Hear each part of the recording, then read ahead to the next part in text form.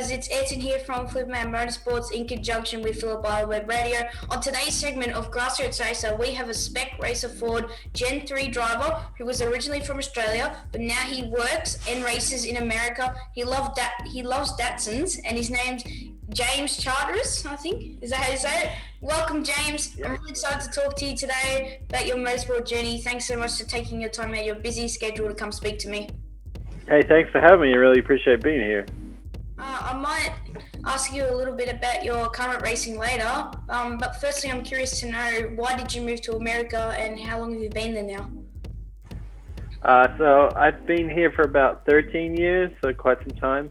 I moved over here for work, so I got a job working at NASA, and so I work as a contractor at NASA here in the US, and so that's really why I left Australia to come over here and work with the space agency.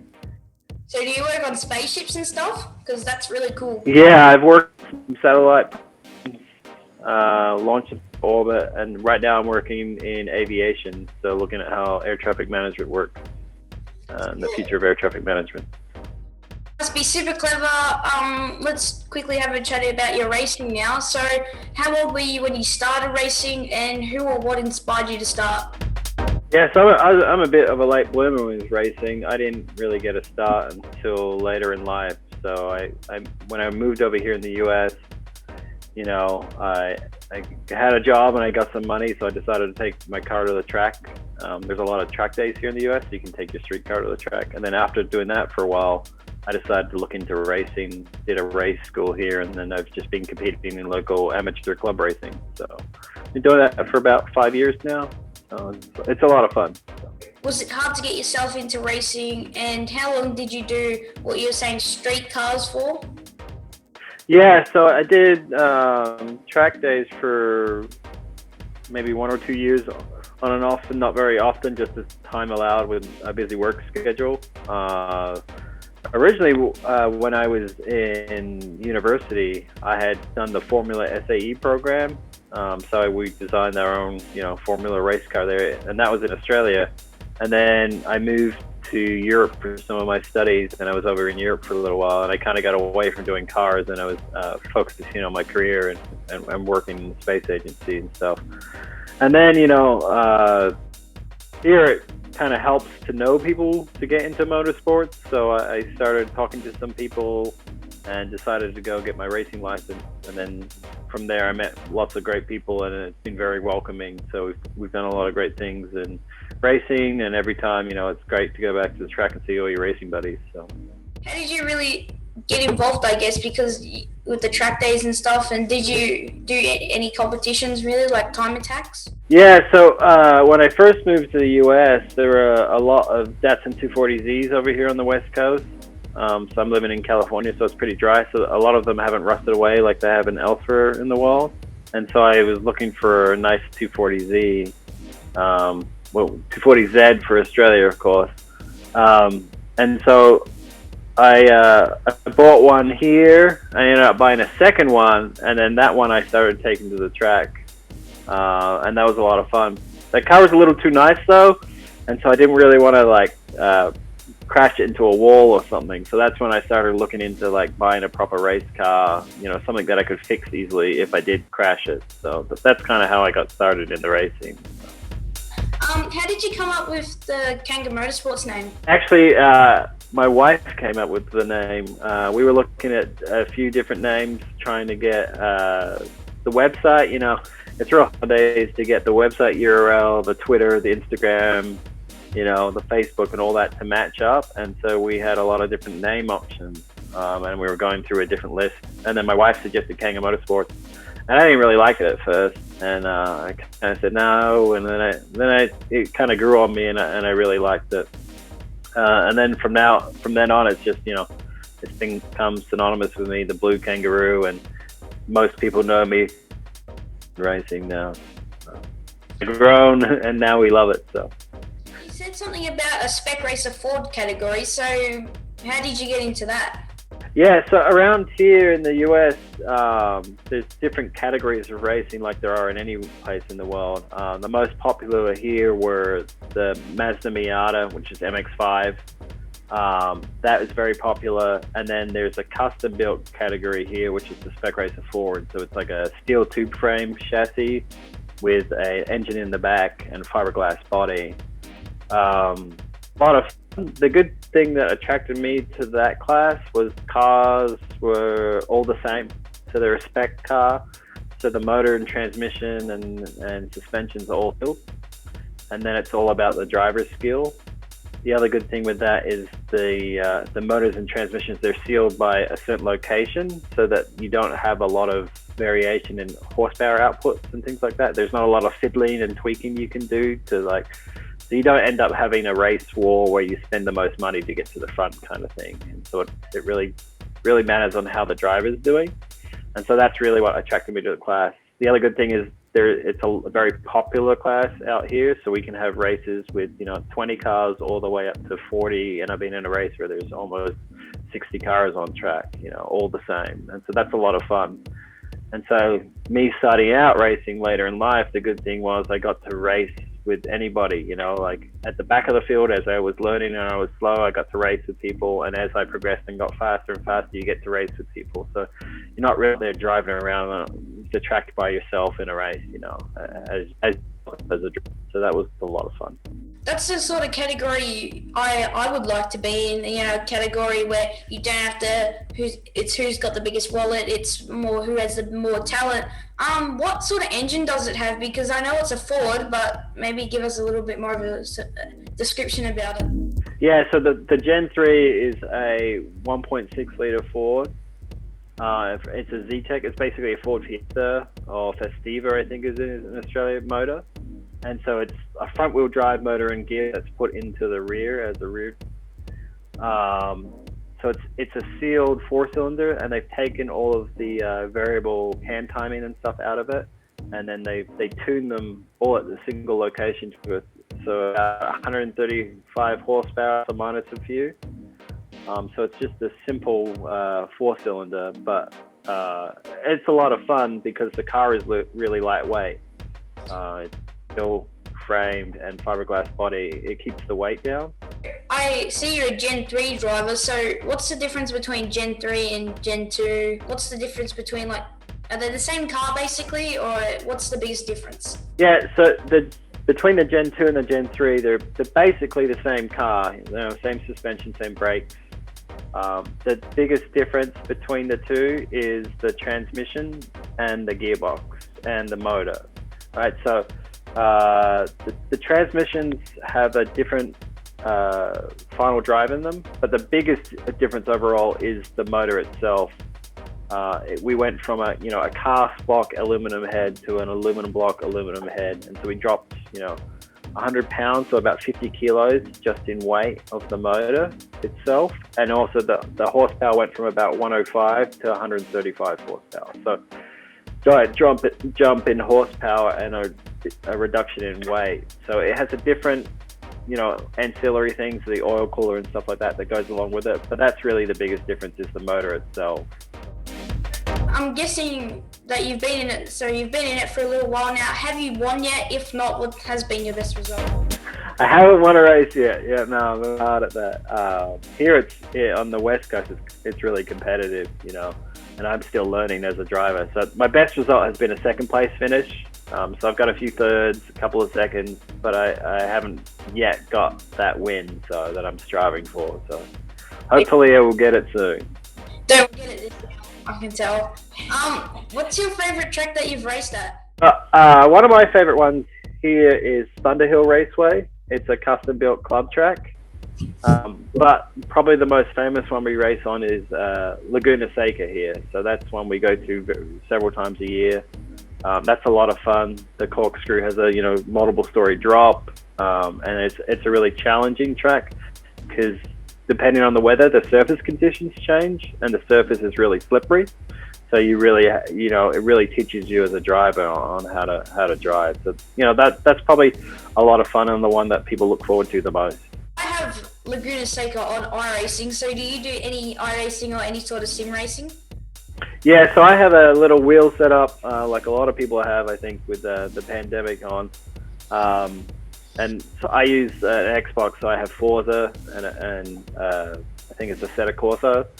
And so I'll drive some tracks here or on the Xbox, like the Sonoma and Laguna Seca on the Xbox. So I'll drive that a few times. I actually built a custom tweaked car so it matches the like gear changes and the output of my car. So the suspension and gear changes and horsepower and stuff like that is similar. So it's a lot like driving the Spec Racer Ford. So it's a lot of fun. I have got iRacing, and that has got the Spec Racer Ford. I haven't quite touched on the car yet, but I definitely will after speaking to you.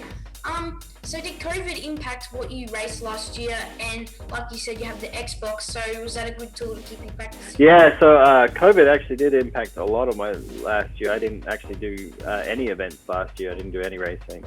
So I had quite a few life changes last year. So I had my first daughter arrived at the start of the year.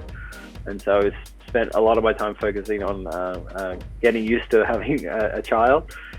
Which is a lot of work. And then COVID hit, and so especially where we lived, COVID was quite a big hit, and so a lot of all of the events got cancelled until later on in the year. But what it also forced is that I was working remote from home, and so both of my wife and I were working full time, and we were looking after our daughter full time. So we didn't really have a lot of time left over to go to a race weekend. The big impact also was at race weekends, normally my family would come with me, and help support me. The events going on, they weren't allowing the families to come.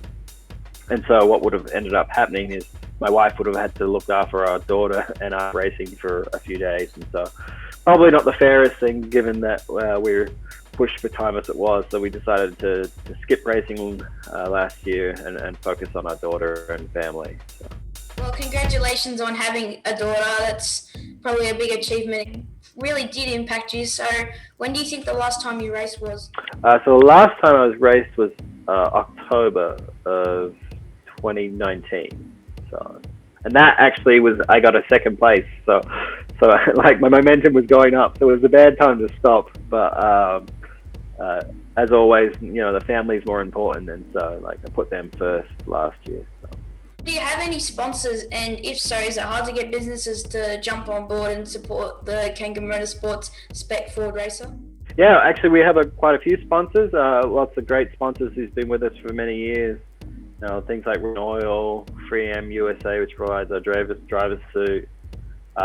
We had different companies that supplied bearings, rod end supply, and then our local, safety gear distributor, Wine Country Motorsports, they're big fans of us. And then we have a couple of media partners. So the biggest thing I found with sponsorship is most people go in looking for a handout or, money, from the company, or how do you help. The best way to get sponsorship is to make it a win-win for both of you. So it's more about helping that company than it is about, helping yourself to go racing, I think the outcome of helping that company is you get to go racing, and that's really the approach we take at Kanga Motorsports for our sponsorship. So a lot of it is partner based, and we've been able to keep long-term partners like that. So showing them good return, providing them coverage, providing them outlets to reach their customer base, and then helping their business overall, has been our biggest benefit from sponsorship. So we're very thankful for all our partners. And they continue to enable us to go racing. Yeah, we like to take the same approach. We like to call them more of a partner because, we both do our part for each other. So do you have any goals for 2021? If you can get racing this year, what are you looking to achieve? Yeah, so I'd like to get that win if I can get racing. But I think a big part of this year will just be trying to get back out there, getting used to going racing again, and then working out how that's going to balance with my family and work life. It's a new chapter in my life, and so I've got to make sure it all works together. I really would love to show my daughter the racetrack and take her out because I think she'll really enjoy it. So I'd like that to become part of her life. So that's probably the biggest goal, is to have her come out to a race. And so that may or may not be achievable in 2021, depending how things go. But next after that is trying to get those good results and get back on the podium and hopefully a win. been looking around at Kanga Motorsports website, and they provide great racing tips, maintenance articles, insights and information on how to get involved in motorsport. How do you get that to evolve, I guess? And there's some really great tips on there. I'll definitely be using some when I'm putting this Formula V together. Yeah, I mean, what I found was when I got started in motorsports, it was very difficult to find the information. You know, you kind of had to know people or know people who already knew people. But online, it was very difficult to get into motorsports. And that's changing now. I think there's a lot of good resources that are starting to come out. It's not just about who you know, you can kind of thing. I think the biggest thing is there's so many different avenues to get into motorsports that it makes it hard for people to choose, you know, and so everybody's journey is a little bit different. So what I try to do is provide information and resources for people. It originally started out just for my family in Australia to follow along, and, you know, from around the world friends and things like that to follow, and then it grew into providing tips and resources for people, you know, maintenance articles for the car. You know, a lot of the questions I get from people is, you know, how much does it cost? You know, what is it? You know, what does it take to do? What's involved and things like that. And that information, and a lot of people like to share.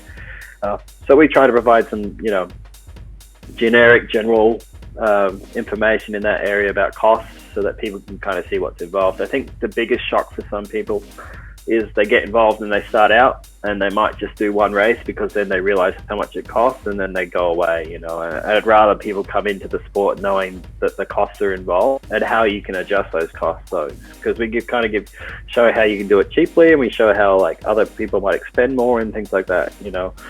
Obviously a spectrum. So that's kind of what our website does a lot. A lot more recently, we've been working on some of our project cars and sharing some of that stuff too.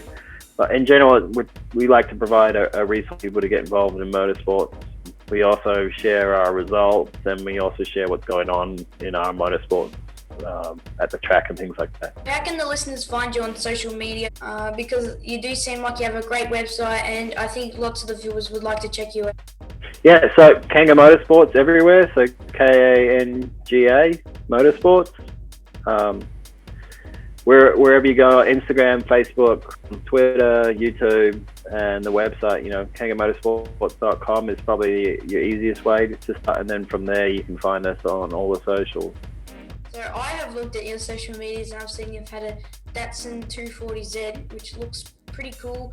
My dad used to have a Datsun 1600 before I was born, with a very worked motor. So what's the story behind this car?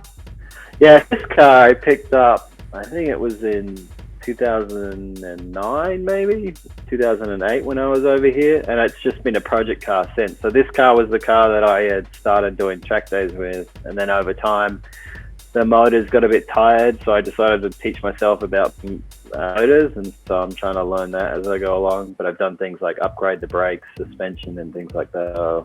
And as I do these things, I find out things and share them on the website. Swap these cars to put a limited slip differential in the back, but there wasn't a lot of information online about it, so we did a write-up, and you put all the information online for people who want to find out how to. We include things like part numbers and things like that, so people can make it a lot easier for them, you know, to find and do themselves. And then as I'm learning things about building motors, I'm sharing that with people, and people enjoy seeing that content as we go. Is the car going to look like a race car, or is it going to just be restored and back to proper use? It's more of a resto mod, yeah. It'll be, some of it's restored and some of it's obviously upgraded. I'm hoping to get this motor finished, you know, when I find time, and then get it back out, take it to a couple of track days, but nothing for racing or anything, you know, just for some fun days, you know. It's more of a, you know, keeps me busy, keeps me thinking, keeps me learning, kind of project car. Than a race car. I have a dedicated race car to go racing, and it's a lot cheaper and easier to fix that car than it is to fix this car if it was to go racing. Throughout your motorsport journey, who has been your biggest supporter? I'd say Rick at CSR Performance. So he's the local shop that has helped with my race car the most. So he provides a lot of resources, and I first started out by renting the race car from him, and he was very helpful. And then since then, you know, we've we've grown to be great friends and a really good bond. And so he's shown me tips and tricks along the way about the car. He's really taught me everything about the car.